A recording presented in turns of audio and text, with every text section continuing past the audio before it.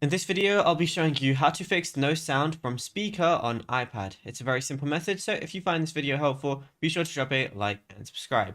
Now, no sound from your speakers is usually a software hijack rather than a broken part, so there's a few different things we can go ahead and do.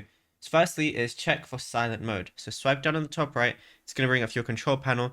Make sure firstly that you're not on do not disturb or anything like that. As for, your volume, go ahead and check it over here as well. And what you also want to do is check if your iPad's being hijacked by AirPlay. So if you have AirPlay enabled, go ahead and click on it and make sure it's your iPad speaker instead of whatever else, like any display. I'm going to keep it on mine just because I'm using it to record my screen.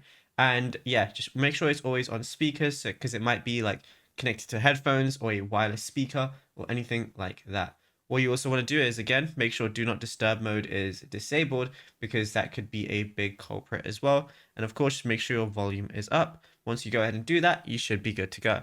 Now, if you found this video helpful, be sure to drop a like and subscribe. And also be sure to check out all our other tutorials that we've been posting on the channel as well, because there is a lot to go through and you might find something you didn't know about yet.